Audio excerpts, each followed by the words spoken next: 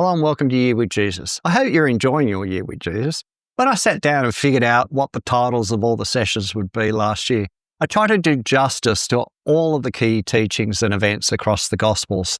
And it required a lot of post-it notes of different colours scattered over a very large table as I tried to organise and categorise all of the key topics. And some of them, I got to say, were topics I'd maybe normally avoid because they were either controversial or hard to explain. But I knew that in You with Jesus, I needed to put the time into every topic so that I wasn't cherry-picking all my favourite passages. Which brings us to Jesus' teaching on adultery, divorce and remarriage found in what we call the Sermon on the Mount. Okay, let's go. You've heard that it was said, you shall not commit adultery, but I tell you that anyone who looks at a woman lustfully has already committed adultery with her in his heart.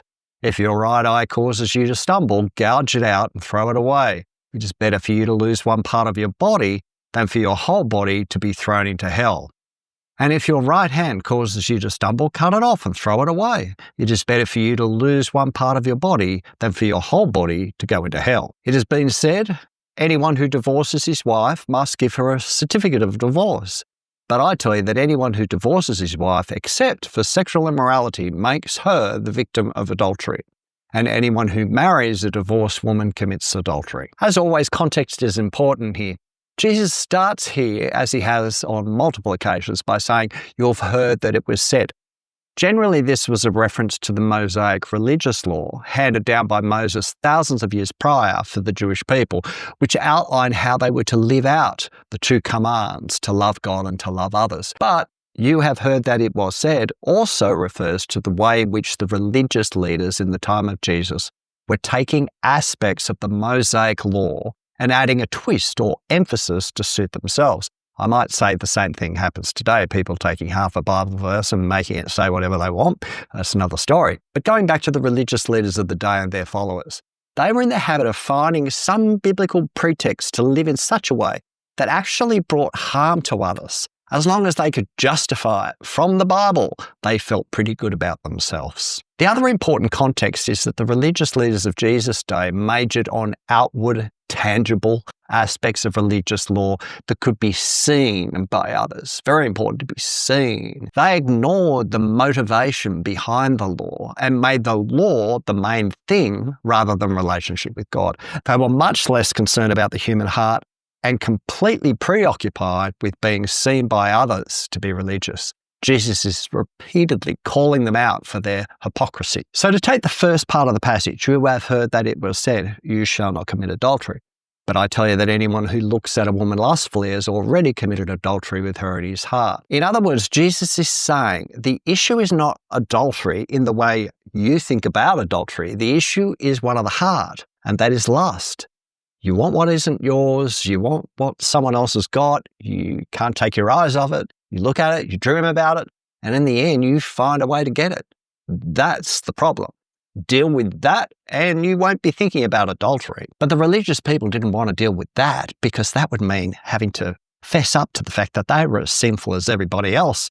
And their business model, their marketing strategy, was built on this false notion that they were better than everybody else. To own up to the fact that it comes down to the state of the heart would mean them putting themselves on the same level as everybody else, sinners who needed a saviour, and they didn't want that. Jesus is also doing a radical thing here.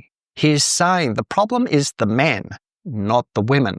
The custom was for the men to find something annoying or unsatisfying about their wives, write a certificate of divorce, have it certified by a priest, and have her kicked out of the house. And why did they want to be rid of their wives? Because they had already committed adultery in their hearts. They already had their eyes on someone else, and they knew they couldn't be with the someone else unless they were divorced. So then when the wife is divorced, just because her husband wrote a certificate pronouncing as much, she was now out on the street, and it was assumed by all that the problem must have been her, leading to being ostracised socially. So Jesus goes back to the source of the problem, the heart of a man that has wandering eyes and fantasizes about having that woman for himself. So if adultery starts with lust, then we need to deal with lust. And to do that, we need to deal with the state of our hearts, because If we only focus on the lust, then that can be counterproductive as well. I should say that I'm saying all these things as a happily married man. My wife and I are fast approaching our 40th wedding anniversary. Woo! And I'm very thankful to God that he brought such an amazing woman into my life all those years ago. That's not to say that it hasn't been hard at times. Bringing two rather independent, strong-minded people together, those years of sleepless nights with young kids, our contrasting ways of dealing with conflict, different love languages, the stresses of work, all of these have brought considerable pressure. There have been moments when I've thought, maybe I shouldn't have got married. Game over. That is a terrible, terrible thing to admit, but I'm not going to pretend that it's all been skipping through the tulips. And there's been things that we've done as a couple that have brought strength and positivity into our relationship. And as long as we lean into that, we're okay. And looking back, some of the things that I thought were deal breakers at the time now seem ridiculous, insignificant. Now, I know this isn't a marriage course, but I just thought that that little insight about me might be helpful. And I do think that some couples give up way too easily on their relationship. A lot of things that we think are insurmountable can in fact be sorted. In the book of Job, written thousands of years ago, Job says, "I have made a covenant with my eyes never to look lustfully at a woman." Now that's a high standard. But Job recognized that his eyes were the windows to his soul, and that in order to keep his soul in good order, he needed to keep his eyes in check. In this day and age, we're bombarded with so many images, all designed to get our attention. And so making a covenant with your eyes is darn good advice. And Jesus, the master of hyperbole, is using that device to make a point. And he says, if your eyes are the problem, pluck them out. In other words, this is serious, folks. Take whatever drastic steps you need to take in order that you don't become fixated on what is not yours and what you can't have. Now, the way I may metaphorically pluck my eye out will be different to yours. And the attraction to another person may not be sexual at all. In fact, it often isn't. It may be an emotional connection where you have allowed this other person to provide something in your life that you don't feel you are getting in your marriage. So you need literally to cut off that emotional connection. The more you feed that insecurity, which is actually in you, by drawing on an attachment to someone other than your partner, the more in danger you are of ending your marriage altogether. So just don't go there. There are people you should never text, never talk to, never meet up for coffee with. And that sounds pretty brutal, but so is plucking out an eye. There are websites and social media platforms that you should never go on. There are movies you should never watch, books and magazines you should never read, and even places you should never go. That is what plucking your eye out looks like in practice. It is being serious about keeping distance from entanglements such that they become impossible, right? You can't see, well, you can see with one eye, but you might end up plucking out both eyes. Whatever it takes, don't go near it. And in all this, we need to focus on having the Spirit of God filling our hearts.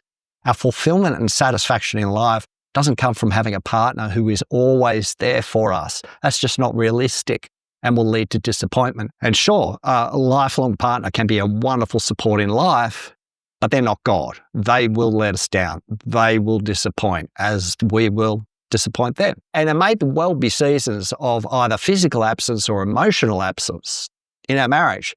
And of course, some people go through life and they never marry. So ensure that your walk with God, who is constantly faithful and always fulfilling, ensure that that walk is healthy daily. Ensure you have one or two friends that can ask you hard questions, people that you can be completely honest with, in order to stay on track. Be someone who is where you need to be, doing what you need to do. Be mindful of what emotional state causes you to be placed in any kind of position of vulnerability or threatens you to compromise your integrity. Avoid what is not helpful and lean into those things that are helpful. So let's just talk more about divorce for a minute. The clear emphasis from Jesus here is 1, marriage is a covenant. 2, don't think that you can get rid of your wife just by handing her a piece of paper. And 3, if you end up getting together with a woman who has been divorced for absolutely no reason, then you are being complicit in the actions of the man who divorced her in the first place. I find that interesting. So in brief, we are not to treat marriage lightly. It's not a contract, it's a covenant. However, there are occasions when the covenant of marriage has been so violated by one of the parties that it is best that the couple separate. It's not a covenant anymore. Now, marriages after unfaithfulness, marriages can be restored. It can happen. I've seen it, but it requires the effort of two. There are other ways in which a covenant can be broken. This is especially where the key tenets for a marriage, namely love, protection, and support, have been so grossly ignored that it is simply unsafe for the marriage to continue. And if you're divorced and you've been in that situation, then you know what I'm talking about. Jesus' teaching on marriage and divorce reminds us that the key issue that must get maximum attention is our heart. The more we focus on our hearts, the less likely we will be to succumb to outside pressures, and the less likely we will be to look for a reason to get out of our marriage. If you are married, then I hope this episode has been an encouragement to you to be vigilant in adding health into your relationship. Blessings on you, and see you in the next episode.